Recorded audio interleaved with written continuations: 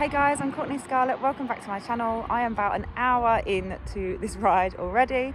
I am on my way to the Cotswolds to stay in a nice cabin. It's super loud here, so let's hit the road. With the world's shortest YouTube intro out the way, it was time to get back on the bike and head towards the Cotswolds for a night away. I'm off to stay in a little cabin just outside of Tredington, but first my plan was to ride towards Chipping Norton, and then after that probably grab some lunch and ride through Burton on the Water, Stow on the Wold, and then head back up to where I was staying.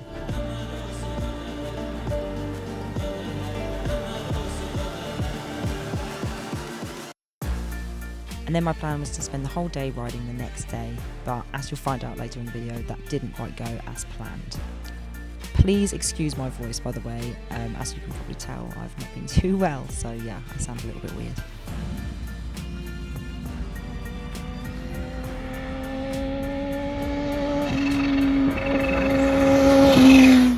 As you can see, I'm adventure bike geared up to the max as it's December in the UK, so it's pretty cold and I knew to expect rain. So I didn't really have a set plan for this trip either, other than just kind of wanting a little bit of me time and an excuse to go riding really.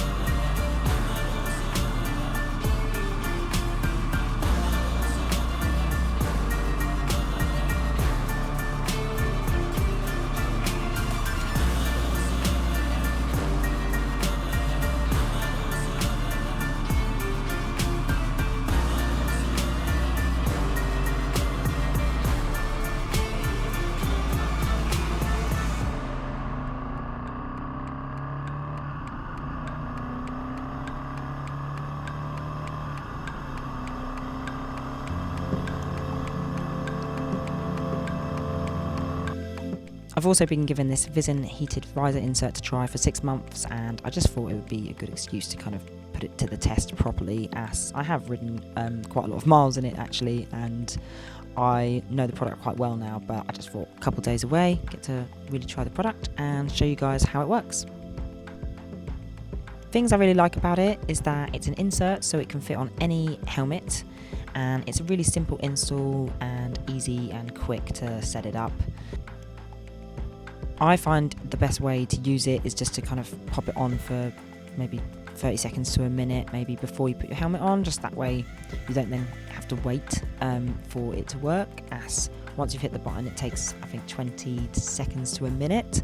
If the visor is kind of really fogged up, it will take up to a minute just to completely clear it, so I find just putting it on for a minute beforehand is the best way to use the product. But once you've done that, I just find that it's worked perfectly for me every single time, no matter the weather.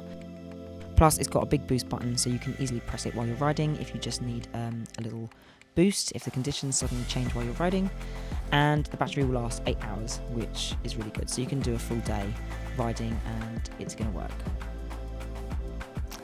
And like I said, yeah, it really does work really well. And I find that I don't have to open my visor at all, not even when stopped at the lights. And yeah, there are some seriously clever people behind the technology of this product. got experience providing solutions to aerospace and defence industries, things like that. So I really trust the people behind it, which is important when you're putting that product on your head. Only slight negative, but I've found a way around it, is just that the cable is permanently attached to your helmet. So even if you're not using the visor, say for example in summer, you're going to have that cable there. So for me, I'm probably going to just plan to put a bit of Velcro there just to tuck it out of the way. Or if you're lucky enough to have more than one helmet, putting it just on your designated winter helmet. So the Universal Sports Heated Visor Pack, which comes with everything you need, insert, battery and charger, costs £179.95, but the insert replacement is actually only 45 quid. So if you need to buy a new helmet, you don't have to replace the entire thing. But for now, let's find some food in the Cotswolds.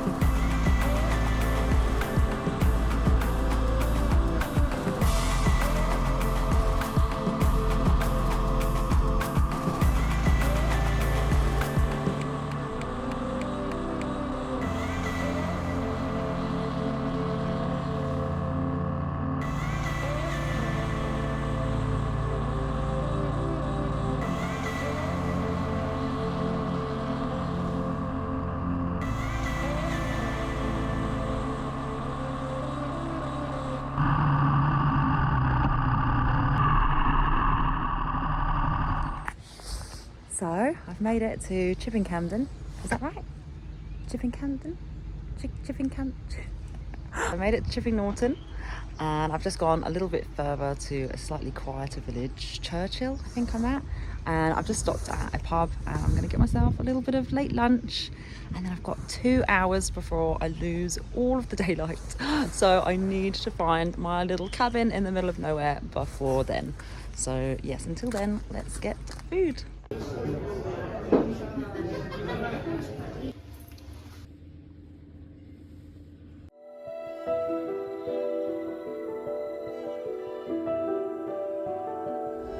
Okay, so I've had a little spot of lunch and now I'm going to go off and find this cabin, as I am really quickly losing light. And yeah, like I said, I really want to get there on time, so fingers crossed.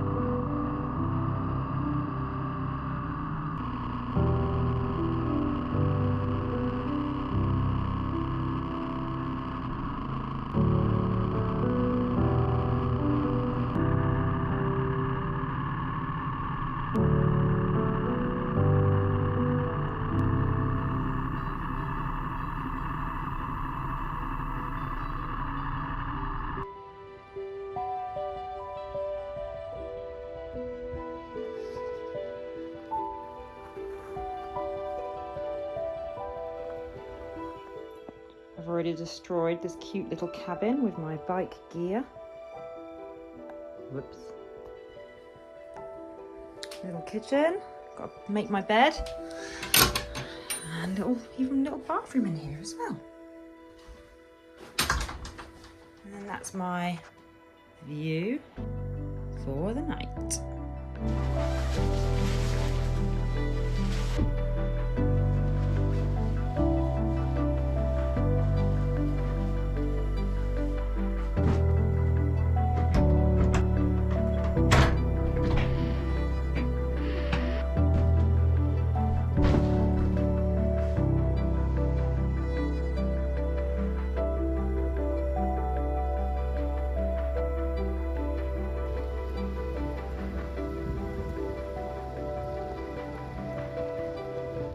So I am so glad to finally be here at this lovely cabin in the Cotswolds.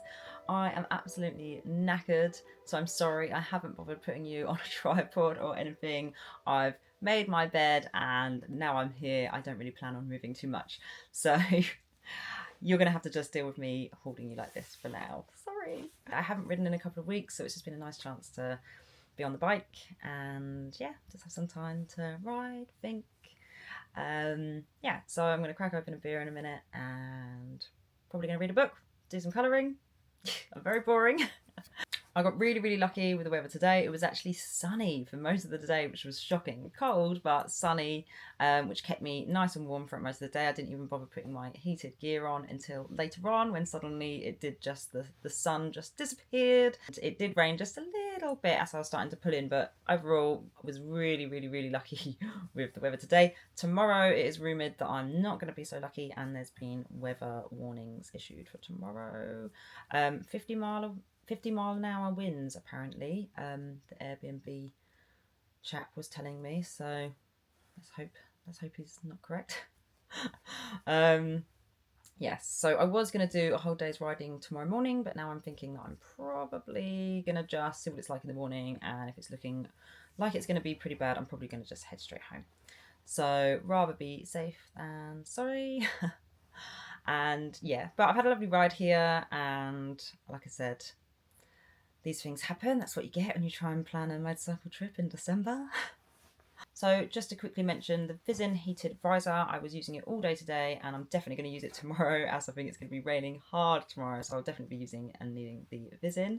I actually, admittedly, I turned it off for the 5 minutes, the last 5 minutes of my journey to the Airbnb, and the only reason why I did is because it suddenly looked like it was starting to get really dark.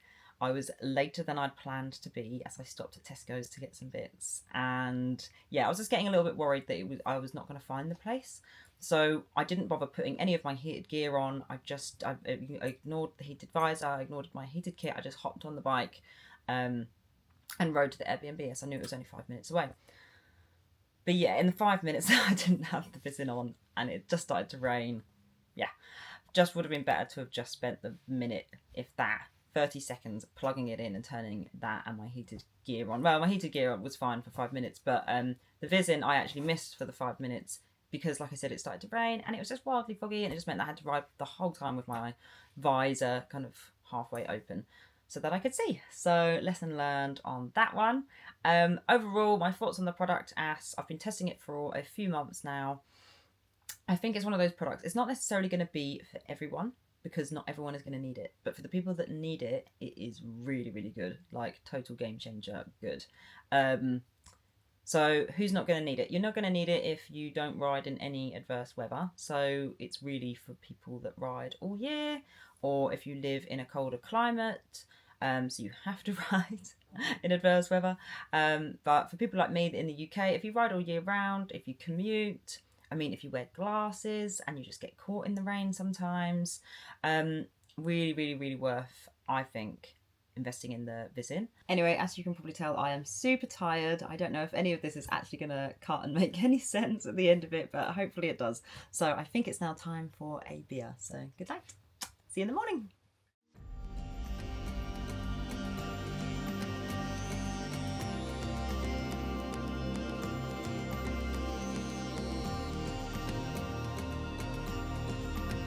The next morning I packed up the bike and waited for sunrise, as the winds were now rumoured to be up to 80 mile an hour that day, so I knew my only option was going to be just riding straight home. It had rained all night and was due to rain the rest of the day, so I rode just over 2 hours without really stopping, just as I was worried about what the weather might end up being like a bit later on in the day. And like I said, the visor worked perfectly in the rain. And to be honest, I had my heated kit on from Kais as well, and with the GS, the heated gear, the heated visor, besides my soaking wet feet from riding through puddles, it could have been riding in summer.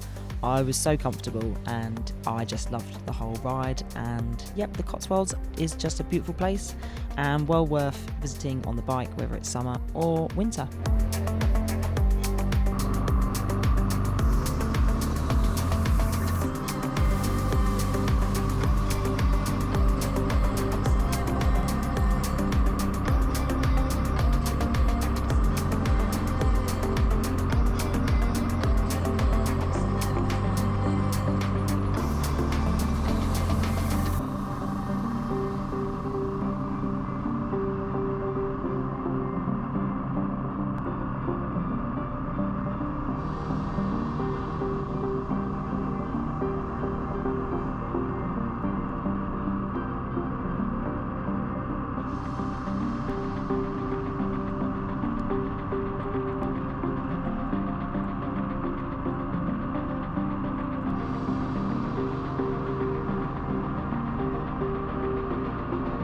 hope you enjoyed the video. Thanks for watching.